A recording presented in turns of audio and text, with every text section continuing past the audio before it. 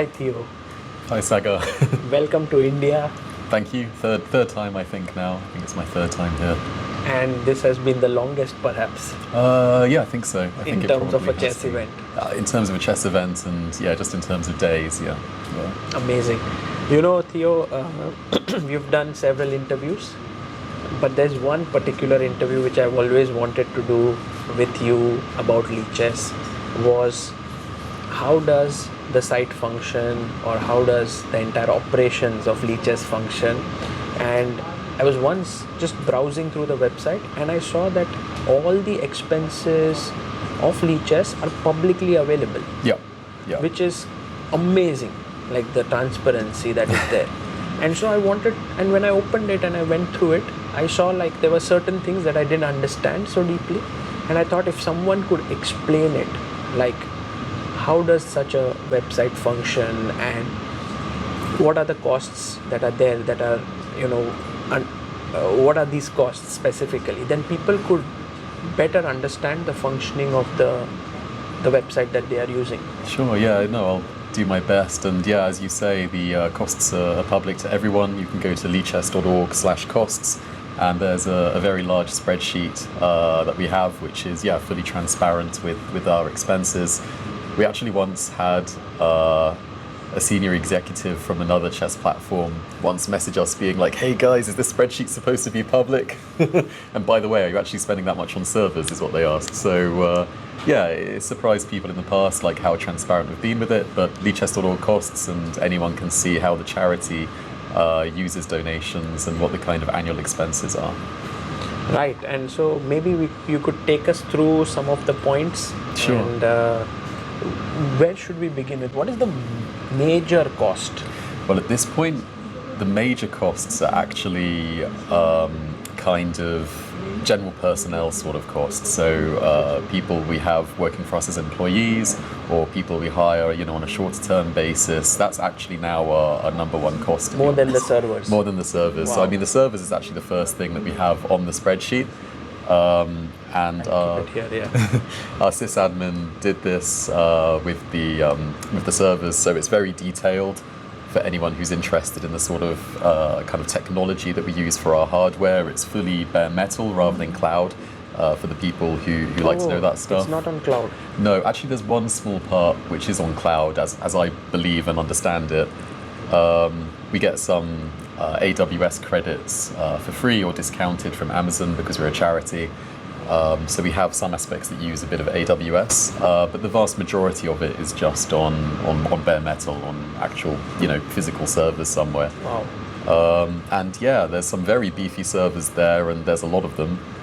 They all have very fun names. The names have to be 5 letters long.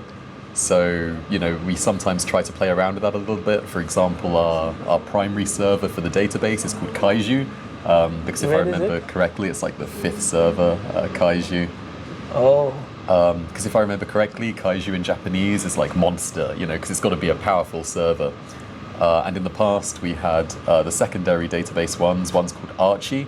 The other one at the moment is called Loki, but it used to be Medes, as in Archimedes, because give me a big enough lever and I can move the Earth.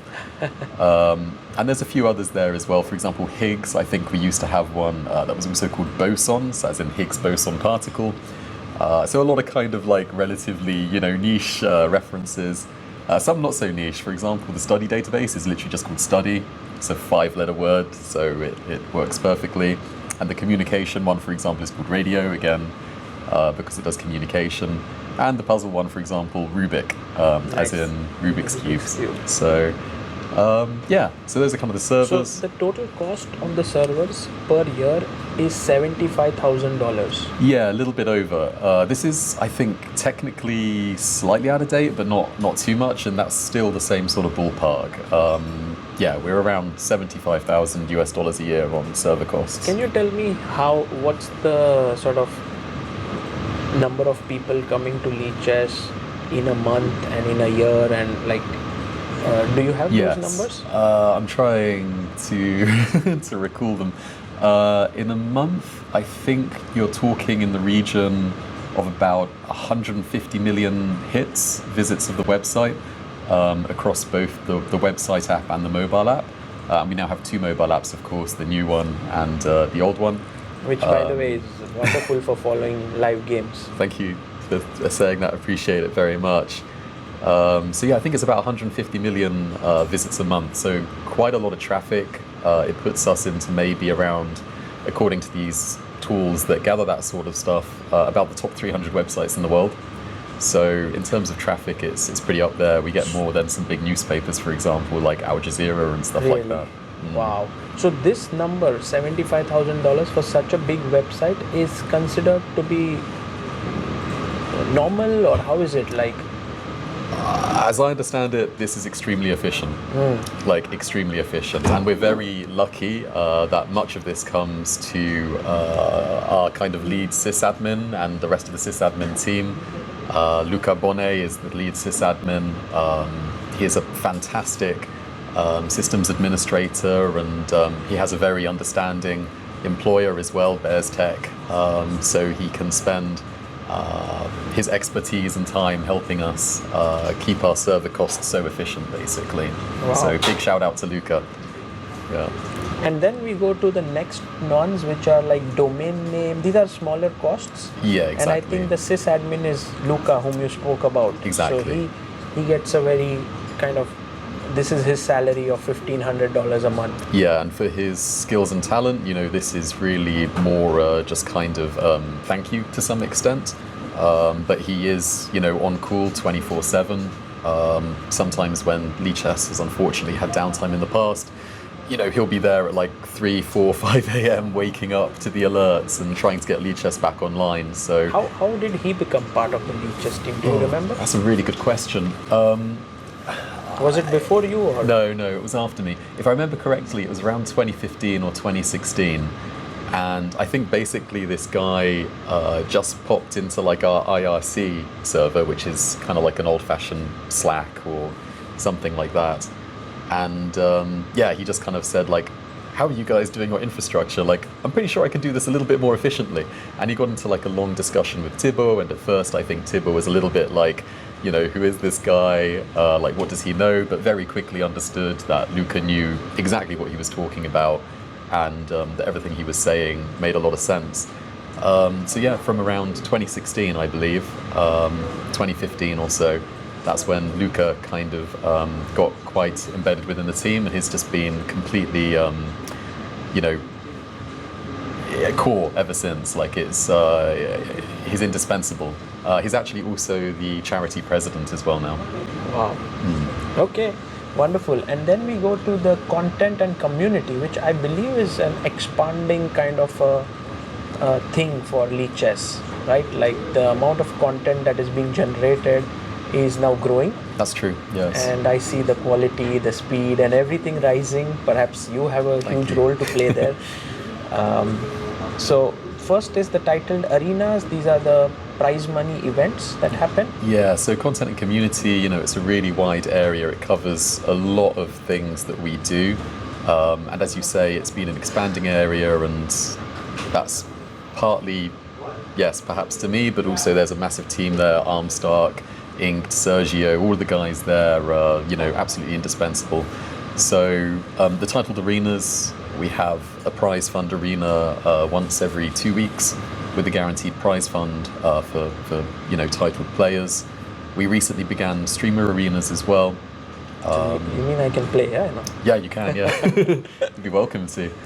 And then we have a kind of annual budget as well for outside expertise. So for example, if we want to commission some annotations, you know, we'll approach a grandmaster and we'll, you know, come up with some fair compensation for their time, their expertise, their ability.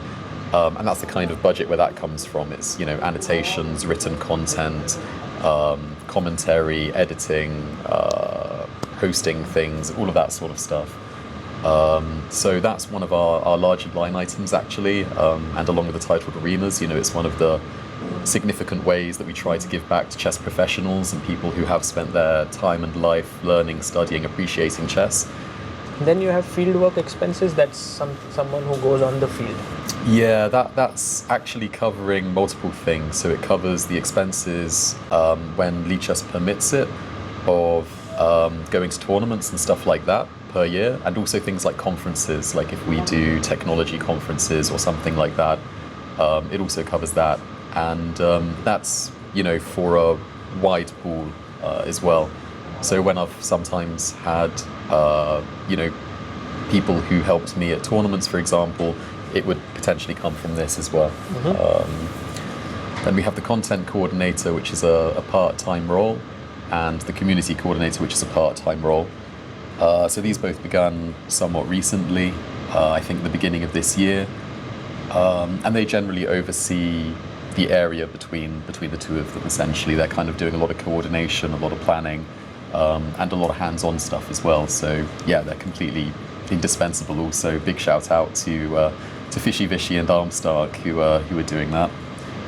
And then you have these content and broadcast stipends, which could be people who go and do content for various events. Yeah, no, this is actually, these stipends are more internal. So we have a large pool of volunteers who help us a lot, and without which it would be very difficult for us to function. And we set up these stipends as a way of the people who do help us the most also just getting kind of really a token of thanks or appreciation for their time and skill and expertise. So at the moment we have two of these helping us with broadcasts, and one of them is helping with social media in particular. And again, these are often people from the chess community, arbiters or titled players or strong amateur players. So it's still often just kind of within the chess community that are kind of receiving those roles, those stipends. Right. And then there are the miscellaneous prize events and also IRL workshops and outreach. Yeah.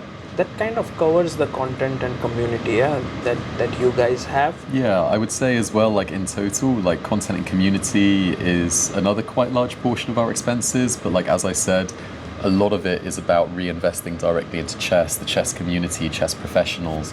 And I think when you do calculate it, it's roughly something about 12-13% of all of our expenses, not covering the coordinator salaries, for example, just looking at the titled arenas, streamer arenas, etc., of our revenue that we put directly back into chess. So it's a considerable percentage to do that.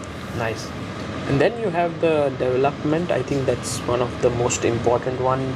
For sure. The lead developer there, I guess it's Thibaut. That's Thibaut, yes. And that's his salary there. It's not his full-time thing, right, that he does? It is full-time. It's full-time? It's full-time. He spends all his time here? Spends all of his time on Lichess, yeah. So Thibaut Duplessis and our mobile developer Vincent Velocité, they both full-time, like myself. These salaries, also exclude some of the contributions that we make for things like social security and pensions, which we're required to by French law. But those are covered in expenses lower down anyway. And then you have 4 more developers who work on stipend basis. And these are constant or they keep changing? It's a bit of both. Generally, I think with these stipends, I can think of at least 2 or 3 of them being pretty long-time contributors. But yeah, sometimes there's a little bit of fluctuation. For example, we had one developer who was very skilled, very active, but was at university and graduated, and then found a full-time job. So said I no longer need the stipend, and kind of opened it back up to the pool. And yeah, this is also an area where we see generally a lot of growth. As you said, it's a really important area.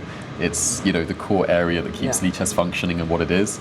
So in the famous words of I think Steve Ballmer from Microsoft, developers, developers, developers, developers. You can never have enough. Well, you probably can have enough developers, but generally, you want as many developers as you can feasibly have. So. Yeah. It's amazing that such a big website and such a website is being maintained by so few people.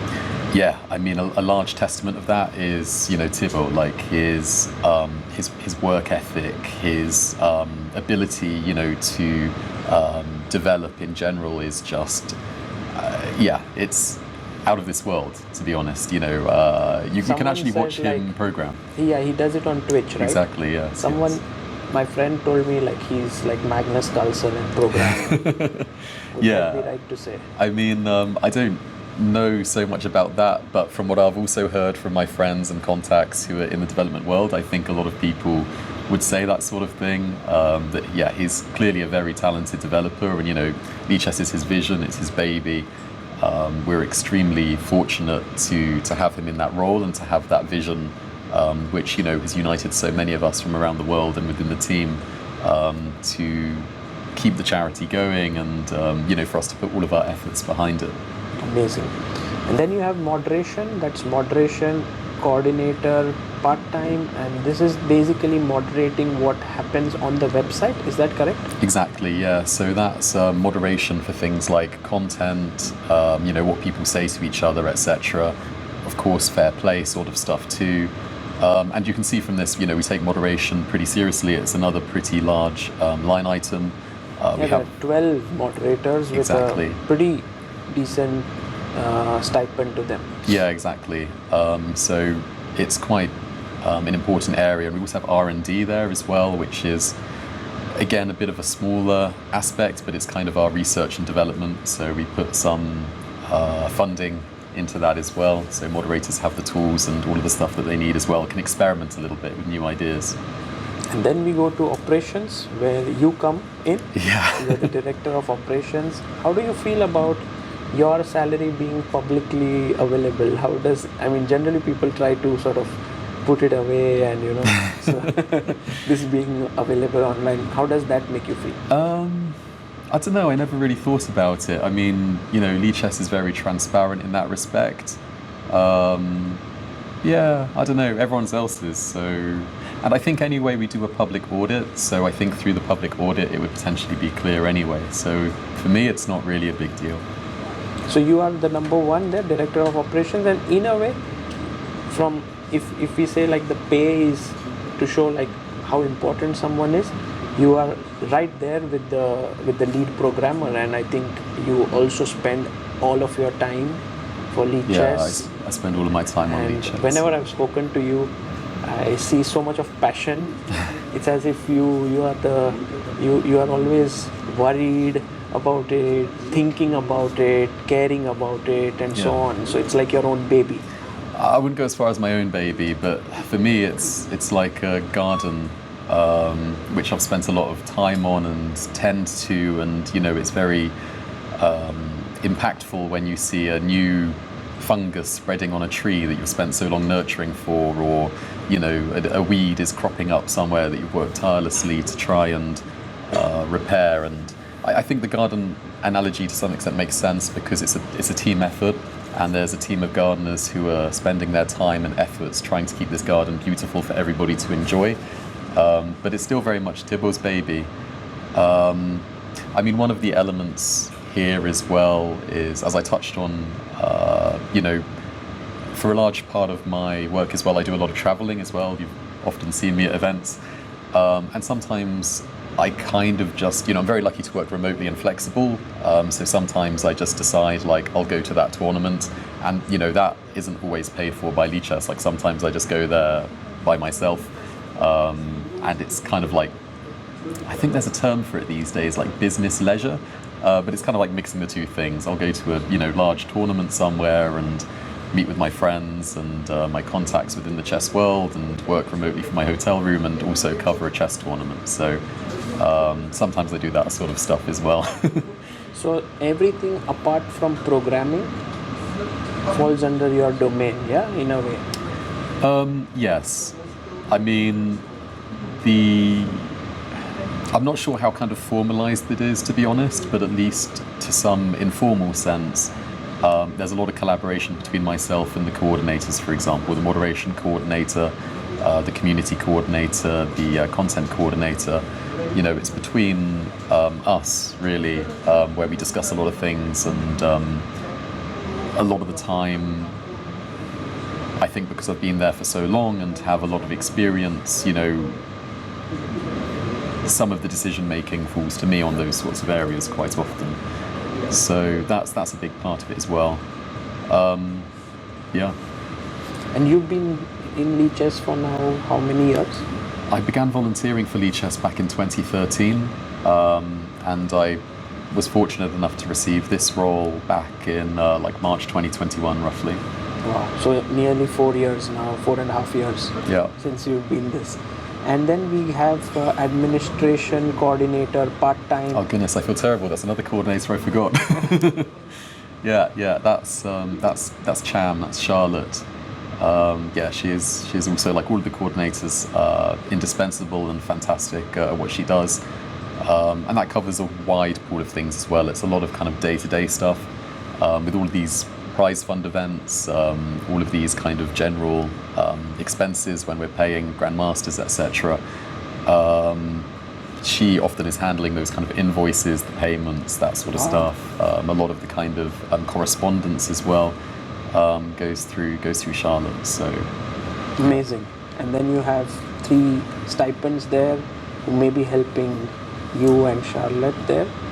And then you have independent accountant and independent auditing, governance, consultancy. I guess that these are all important from the perspective of making those accounts and keeping things clean and so on. Exactly, because we're a charity that receives over a certain amount of donations every year. By French law, we're required to have an independent accountant, so someone who is external to the organisation, checks our bookkeeping, checks our books, which is usually done by me, and then they check all of that and say either this doesn't make sense or or that does make sense, and kind of sign off on it or not. That's never happened. And then also outside from that, we have an auditor as well, who is not part of us or the accountant, and is basically an additional level of checking that both our books and the accountant's books are satisfactory. So it's a very high level required, as it rightfully should be when we're talking about donors' money, the fiduciary duty that comes with it. So, yeah, those are those 2 expenses, very necessary. Amazing. And then we have merchandise, and these are very small items, CPD fund. But what's merchandise, by the way? Merchandise, so actually both the consultancy, governance consultancy, and merchandise are relatively new line items. Governance consultancy was only put in last year. I don't know if it will be renewed again. It was just, get some information, help, advice on the kind of best ways, to run a charity of this size and scale, etc., best practices, etc., get some independent perspectives that we're doing everything correctly. Merchandise we've had for a while.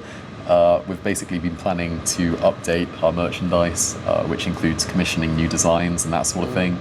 But there's just been so much to do, we've never got round to it, so it's been a line item there for a while. But yeah, sometimes not all of these line items get spent or not to their full capacity.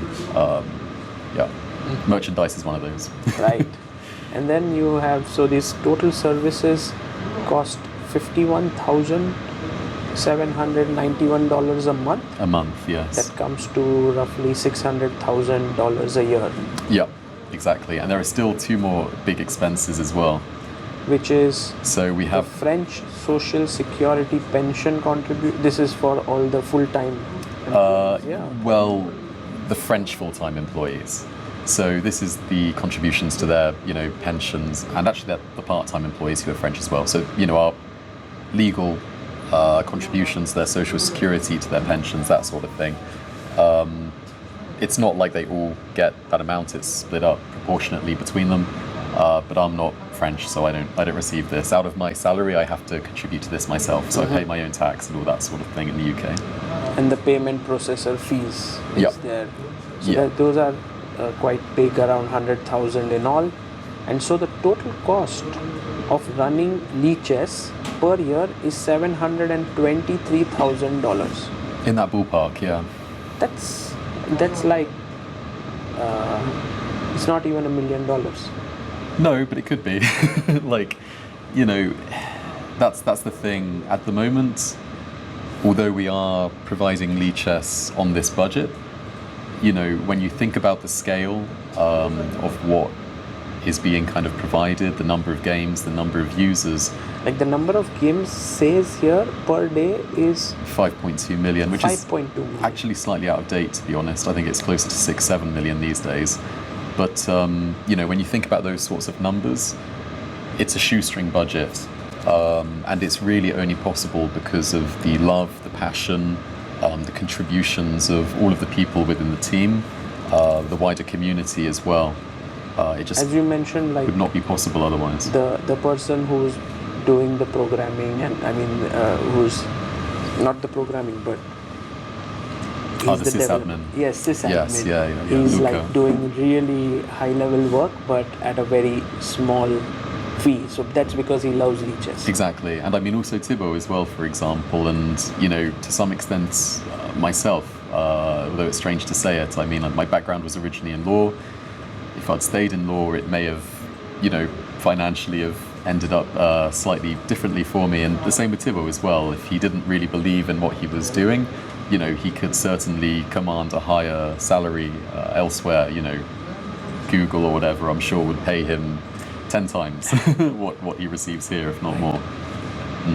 But I think you all really love the fact that you're contributing. Oh yeah, of course. I mean, it's the whole philosophy and perspective behind it. You know, Lichess is not about money, although there is, of course, the aspect that we need to be able to keep the lights on and provide this service to the community. Everyone is kind of doing it because they deeply believe in just contributing something better to the world of chess. And in this case, you know, it means that every day we're allowing 6 or 7 million games to be played, you know, millions of people to have some enjoyment, you know, to learn, study, play chess. And yeah, it comes with people being passionate about that. Amazing. And then we have like the running cost per day is around $2,000, which is just division. But we also see that the only revenue that Lichess generates is through donations. Is that correct? Yeah, I mean, about 97-98% of it is through donations, very grassroots level. The average donation size is about €5. So it's not like there are large corporations or anything like that funding us. It's just a lot of people who believe in what we do and you know, think that we're doing a good enough job at it to kind of support us. And does Lichess like this fact that it's small contributions from many that come in, or would you say like if someone would contribute a large amount, what's better for Lichess? I never really thought about it. I mean, now you're saying it, like I suppose it's flattering that a lot of people are willing to contribute to help us rather than just like one big donor who likes what we're doing. But I think also from a kind of long-term fiduciary perspective, you know, when you're thinking about it in prudential terms, it makes a lot more sense to have a lot of small donations rather than one big one, because the chances of some macroeconomic factor coming that disrupts all of that is smaller than you know, having one big donor, I think. And it's a lot less capricious, you know, it's not ruled by the winds of change, or, you know, so yeah, I think it's significantly better that it's many people contributing a small amount. And how many donors does Lichess have right now? Is that publicly available? Really good question. I can't quite remember the exact number, but I know that when we looked at it in the past, it was about 0.3% of the active user base. So does that cover all the costs right now? Yeah, I mean, actually, you can also, through this spreadsheet, there's another little area here where we have our audit from 2021 to 2024. That's when we reached a certain level of receiving donations that we needed to have the auditor and all of that sort of thing. And this is all public French charitable knowledge, so you can click onto it. You'll get taken to the official journal officiel of the French government. And I think this is 2021, for example. You know, you can have a look at our books more in depth. This is actually quite a small one. They've got longer in the last few years, but it has, you know, a lot of line items and that sort of thing. So if your French is good, or you're willing to stick it out with ChatGPT or something, you can get a pretty clear understanding of what we receive and what we spend it on as well. But yeah, we've been in a very fortunate situation where pretty consistently we've always, through the community's contributions, managed to survive each year. Sometimes it does get a little bit touch and go. Last year was looking a little bit rocky, but then we underspent in a few things, and it seems that actually did give us a surplus of around, I think, 10,000 euros, which was not expected that year. We thought it would be a small deficit. And we've also predicted that this year will be a small deficit, but maybe it'll be like last year, who knows? Maybe people would contribute a lot more in this towards the end of the year, and Yeah. it could also help. Generally, that's a trend, yeah. We often see that. End of tax year, festive season. People just indoors more as well with cold weather in the Northern Hemisphere. So, yeah, we do see that trend as well. So maybe it'll be maybe it'll be like last year. So with you having so much of now expertise in running Lichess operations, if people started contributing more amount and Lichess started to have more surplus, where would you put it in? Yeah, I mean, that's something I think about quite often. I think probably one of the primary areas would be developers. Like they're, as I said, key. So for me, it would be understanding if developers and development needed any more help there, also with sysadmin, because they're keeping the site running. Once those kind of two core areas were taken care of, I think the site is generally in a pretty good place elsewhere. And I would start exploring more things with the community. So reinvesting back into chess more. Are there kind of initiatives within chess education, getting chess into schools, more opportunities for titled players, more paid tournaments for players, not necessarily just the kind of top grandmasters who have the highest chances of winning the titled arenas and things like that, but maybe kind of weaker titled players too. I would really want to explore that sort of thing, and just generally if there's more that Lichess can contribute to the chess ecosystem as well. Are there perhaps more features which are a little bit more technology intensive or resource intensive that we could provide with greater resources, all of that sort of thing. So yeah, really it's kind of all of the things.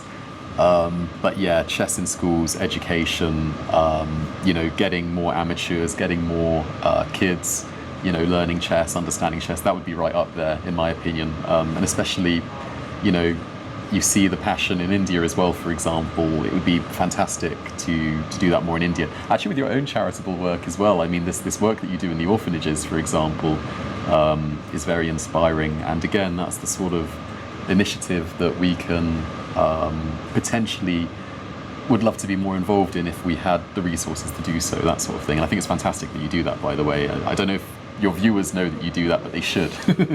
We just held a huge event yesterday. Nice. And 150 kids played there at the same place where you came. Charimbur, I think. Charimbur, yes. But when you visited it, it was wonderful.